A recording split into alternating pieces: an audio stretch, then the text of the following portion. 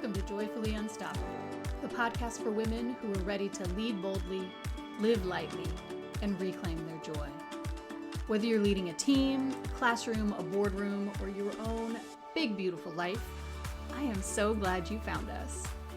I'm your host, Becky Ham, leadership coach, speaker, and founder of Women Lead Well. After years of high-level leadership, I discovered that success doesn't have to come at the cost of your peace, your values, or your well-being. Each week, we'll explore what it means to lead with clarity, confidence, and authenticity, even in a world that tells you to hustle harder and prove your worth. You carry a lot. Let's help it feel lighter. Now, friends, I was not intending to record this episode. It came to me so much so that you just heard like the ding in the background. I plan my episodes out. I've got episodes planned out until October because that's the kind of girl that I am. But as I was driving to get groceries, I had this idea for an episode and I just have to record it. And so for those of you watching me on YouTube, yes, I have the hairband around my wrist and I'm wearing my Willie Nelson Have a Willie Nice Day t-shirt that I love so much because he is the greatest country music artist, male country music artist of that generation. Dolly Parton, of course, being the best woman. Can I say that? Do I think? Yes, I think Dolly Parton. So, what are we going to talk about today? We're going to talk about what to do when someone undermines you. And again, I don't know why this came to me. I think I do know why it came to me. I was working with a coaching client. But I feel like there's probably someone else out there who could benefit from this conversation. So what we're going to do is we're going to talk about, what do I mean by undermine you? What do you do when it's someone you know? What do you do when it's someone you actually don't even know who's tearing you down? And then maybe some next steps after that. Again, I haven't thought this out terribly much. The idea came to me and I wanted to record. And the dogs are in the office today, so if you hear dog noises in the background, that's what's going on. This will be a less polished. My episodes are already pretty unpolished as I'm figuring out what I'm doing. This even less so than normal. So what do I mean by somebody is undermining you? Well, that can be a couple of things. With the clients that I work with, I really focus on joyful, sustainable, authentic leadership. And what does it mean to lead joyfully, sustainably, and authentically? Well, I'll tell you what it means. It means that you set some boundaries and you start saying no to work that is not yours to do, work that doesn't align with your values and your priorities. And that can ruffle some feathers, right? Particularly if you have spent decades over-functioning, people-pleasing, approval-seeking. People can get unhappy when you stop prioritizing their needs over your own. Undermining you can mean taking credit for your work, right? You have built an idea, you have done the ideation, you have done the prototyping, you have done the beta, and somebody else steals your idea and sends it off as their own. Or it could just be somebody is spreading rumors and lies, just trash talking because some people are not nice, right? So undermining any of those scenarios and probably others, comment, shoot me a DM if you've got other examples from your own personal life. I would love to hear. So what do you do? Well, the first few steps, I'm going to say it does not matter if you know the person, if you have a relationship with the individual, or if it's just some random malcontent on social media. Doesn't matter. First few steps are the same. Step number 1 is I want you to regulate your nervous system. Do not do anything else before you've done that. You need to find your safety inside yourself as your first step to any follow-on action. Okay? So what do I mean? I mean, I want you to get yourself to a place that's quiet. Someone has shared this information with you. Probably it felt like a kick in the gut. Never feels good to hear that people are talking bad about you or undermining you or doing any of that. So, okay, you're going to feel your feelings. That's step 2. But step 1, regulate your nervous system and feel safe in your body. So get yourself somewhere where you can do that. You'll probably be private, although you can do this in public too. And I want you to do your breathing. So what does that mean? That means breathe in through your nose. I like to breathe in for 6. I like a big, huge inhale, but if 4 is all that feels comfortable to you, do that. So you breathe in, hold it at the top, Again, I hold it till I feel like my lungs are busting, but you do what works for you. If you breathe in for 4, you can hold it for 4. Breathe in for 6, hold it for 6. And then I want you to exhale through your mouth for longer than you inhaled. So I breathe in for 6, I hold it at the top, and then through my mouth, just an easy breath out. That wasn't for 8, but it would be if I were doing this for real. Don't force the air out of your lungs. You just want to open up your mouth and let the air come out of your lungs. This is easeful. It's telling your body that you're safe. You might yawn while you do this, and that is a great signal that your nervous system is regulating. The yawn is a good sign. So keep the breathing going for a minute or 2, signaling safety to your body. And while you're doing that, you can even think to yourself, right now, in this moment, I am safe. Right now, right here, in this moment, I am safe. I might not like what happened. I might not appreciate this person I might feel really yucky right now, but in this moment, I am safe. Regulate your nervous system first. That is step 1. Step 2 is from that place of safety. Now I want you to go and feel your feelings. I got a dog scratching in the background. You can hear it. So what do I mean by feeling your feelings? I mean, you're going to feel some kind of way if somebody is undermining you. Maybe that's betrayal because you thought you had a really good working relationship. You thought that person had your back. You thought you could rely on them. You thought they understood you. Whatever. Maybe it's anger, totally legitimate in this moment. Maybe it's grief. Maybe it's shame because there's some part of you, that inner critic in the back of your brain that thinks that, oh, they caught me, right? They caught the imposter that I am. They really see that I'm not as good as I say I am or as other people think I am, right? So you feel called out and the shame that is part of that. Whatever the feeling is, I want you to feel it all the way down. This isn't wallowing. You're not going to spend the next month feeling that feeling. But in the moment, once you've regulated your nervous system and you feel safe in your body, I want you to feel that feeling. We push feelings away, we repress them, we suppress them, and they stay stuck inside of us. If you want to move on from this, you got to metabolize the emotion. So you have to let yourself feel it. That's why the safety comes first, because you signal to your body, you have reminded your body on a nervous system level that it is safe, that it can feel this feeling without it being dangerous or threatening. So from a grounded place, you're going to feel whatever is coming up, whatever those emotions are. Let your body feel it. And then step 3, once you've done that and not before, I want you to do the introspection and ask yourself, is there any there?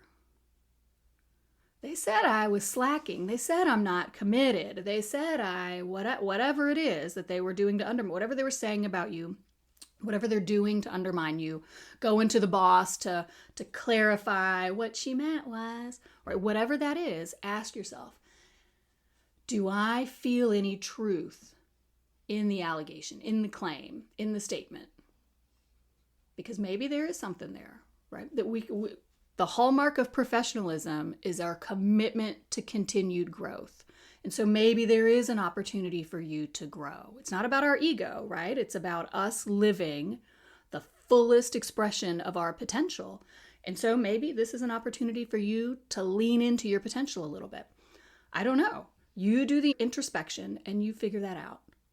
Now, let's say that there is the opportunity for you to improve, that there was some truth when you did the introspection after you'd regulated your nervous system and felt your feelings from that grounded place. And you say, oh, no, yeah, oops, I really did mess something up, or I really didn't do my job. I really didn't fully fulfill what I should have done in this moment. Okay, well, what are you going to do about it? How are you going to make that right? Not with the person, but the work that needs to be done, right? The action that you need to take to live in integrity with yourself. Do it. And it doesn't matter if you know the person or you don't. You do that introspection. You take what you can from the input, right? From what they're doing to undermine you. You take what you can from it. If there's any validity, if there's no validity, then you don't do a thing, right? If your side of the street is clean, then your side of the street is clean. But if you find some truth in what they're saying, well, at that moment, then you go and you make it right, right? For you, not for them, for you. Now, this is where it branches. Do you know the person? Do you not know the person? If you know the person who's undermining you, then you absolutely can, and I'm going to say should, go to them privately and say, hey, I heard you said X. Hey, I hear you did blah, whatever the action is that they're taking to undermine you. You never one time came to me to tell me whatever it is, right? I don't think that's not cool. That's not professional. That's not appropriate. So here I am. I'm coming to you to have this conversation with you privately because I am professional. I know how to handle myself, right? You said X. I really thought about it, and I think whatever. Like, yes, I agree with you on this point, and here's what I've done. Or I really thought about it, and I just don't think you're right. Can we talk about this? Can we be grown-ups? And then you guys, hopefully, ideally, you can have a conversation. And maybe there's something you misunderstood. Maybe there is some validity. They didn't say it right, but there's something there, and you guys can work through it.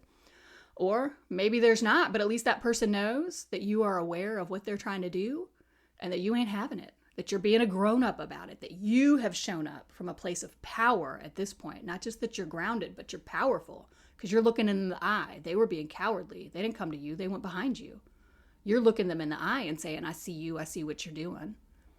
And that's meaningful. That's powerful.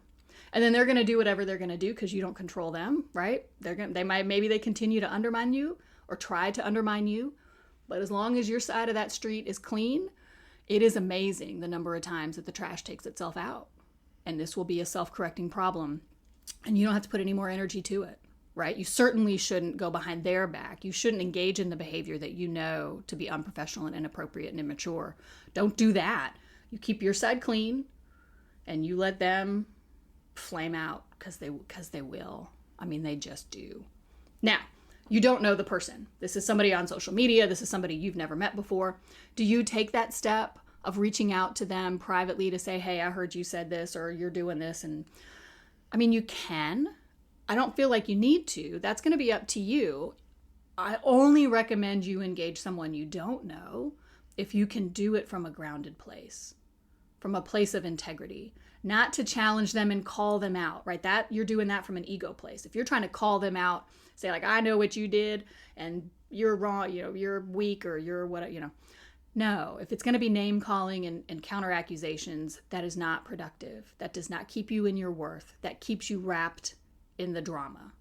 Unhelpful. So I would say if it's somebody you don't know, and if it's like out on social media, frankly, I would just ignore it. I wouldn't give it 1 second's worth of energy after you've done that introspection, right? Because if you do that introspection, and maybe because they don't know you, they are truly being objective. They're speaking from their own stories, right? They're speaking from their own history, their own trauma, and that's the lens through which they view you. But if you see, after you've done that introspection, that yeah, there is some merit to what they're saying, then okay, then you clean that up for yourself. Again, I don't think you have to reach out to that person to tell them you've done that.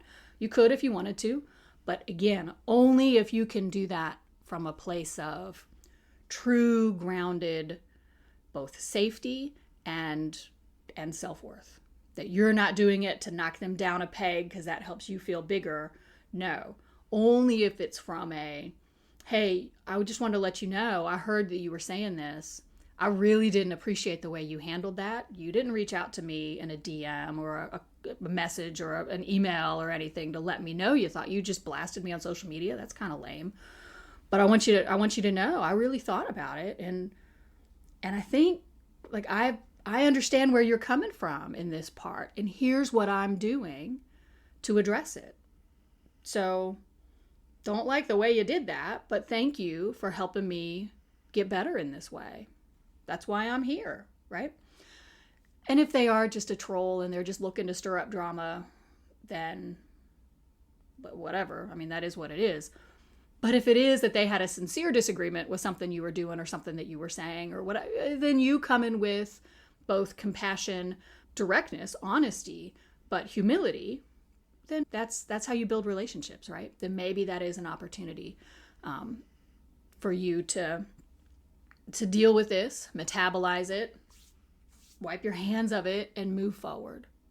Because when we don't take those steps, and I'm going to wrap up here, when we don't take those steps to ground into our safety, to take a moment and feel the feelings that come up when someone is undermining us or talking trash about us, when we don't take the opportunity, this is a true opportunity to do that introspection, to see if there's any place where we need to grow, because that's how we get better, is through growth. Not people telling us how awesome we are, but by us figuring out where we can level up. And again, they might not have handled it in the right way, but if they're identifying an opportunity to level up, then that's great. Then take it, man, do it. So when you do that, and then depending, right, maybe you get to repair a relationship. At the very least, you get to signal from your strength, you don't scare me. You don't weaken me. I heard you've been doing this. I don't appreciate it. I really thought about it, and here's where I come down on it. What you are signaling is, I am strong, I am grounded. You don't scare me because I'm coming to you, right? And I'm going to handle things like an adult. And by you handling things like an adult, you are inviting them to do the same. And that can be really powerful, right?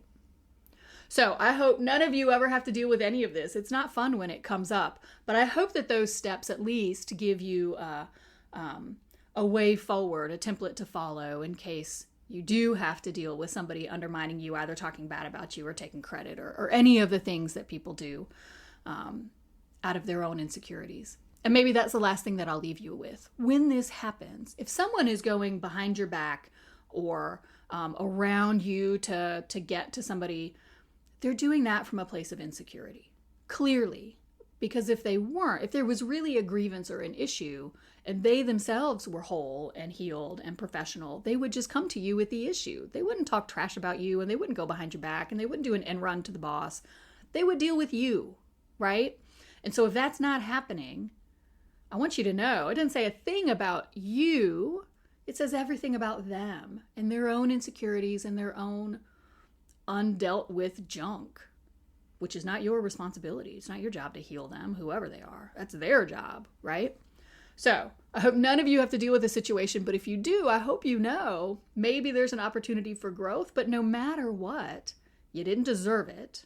They're in the wrong for handling it the way that they did.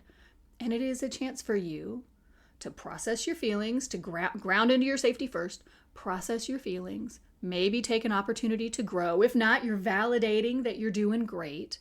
And maybe it's an opportunity to repair a relationship, or maybe not. Now, friends, if this episode spoke to you, I would love for you to share it with a friend who is maybe struggling, maybe going through a situation where she's got people who are undermining her. We need more women leading from alignment, not adrenaline.